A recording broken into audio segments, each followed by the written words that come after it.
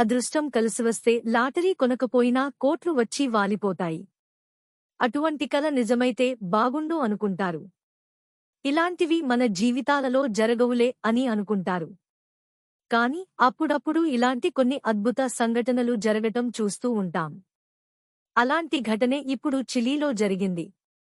పాత చిత్తు కాగితాలలో కలిసిపోయి ఉన్న బ్యాంకు పాసు పుస్తకం చూసి ముందుగా అదేదో చిత్తు పుస్తకం అనుకున్నాడు. కాని రాత్రికి రాత్రి అతనిని కోటీశ్వరుడుగా మార్చేసింది ఆ చిత్తు పుస్తకం. తన తండ్రి లాకర్లో ఉన్న పాత చిత్తు పేపర్లలో ఉన్న పుస్తకం చూసిన ప్రతిసారి ముందుగా అదేదో చిత్తు పుస్తకం అనుకున్నాడు. కాని ఎందుకో ఒకసారి తెరిచి చూశాడు. అదొక బ్యాంకుకు చెందిన పాస్బుక్. గతంలో కూడా ఎన్నోసార్లు చూశాడు. కాని అది ఏదో చిత్తు పుస్తకం అని భావించాడు. దాంతో ఏ లాభం ఉంటుందిలే అనుకున్నాడు. అలాగే వదిలేశాడు. అయితే చివరిగా అదే తన జీవితాన్నే మార్చేసింది. చిలీలో ఉంటున్న ఈ వ్యక్తి యొక్క తండ్రి 10 ఏళ్ల క్రింద చనిపోయాడు. ఆయన చేసిన ఒక మంచి పనికి నేడు అతను ఒక మిలినియర్ అయిపోయాడు. అతని తండ్రి సదరు బ్యాంకులో సుమారు 60 ఏళ్ల కిందట ఇల్లు కట్టుకుందామని దాదాపు 1,50,000 వరకు ఆ బ్యాంకులో డిపాజిట్ చేశారు. కాని కాలక్రమేణా ఆయన చనిపోయాడు. అయితే అతను ఈ డబ్బు డిపాజిట్ చేసిన సంగతి కుటుంబ సభ్యులకు ఎవరికీ తెలియదు.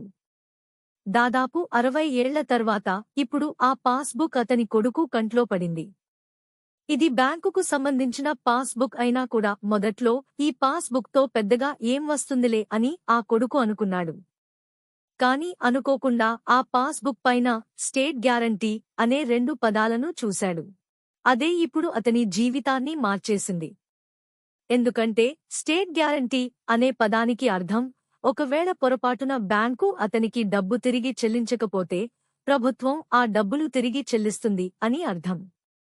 దీంతో వెంటనే అతడు ప్రభుత్వానికి ఆ డబ్బుల కోసం అర్జీ పెట్టుకున్నాడు. కాని మొదట్లో ప్రభుత్వం కూడా అతనికి ఆ డబ్బులు చెల్లించడానికి నిరాకరించింది. కాని ఆ కొడుకు న్యాయపరంగా పోరాడాడు. కొన్ని రోజుల తర్వాత ప్రభుత్వం అతనికి అసలుతో పాటుగా వడ్డీ కూడా చెల్లించుకోవాల్సి వచ్చింది.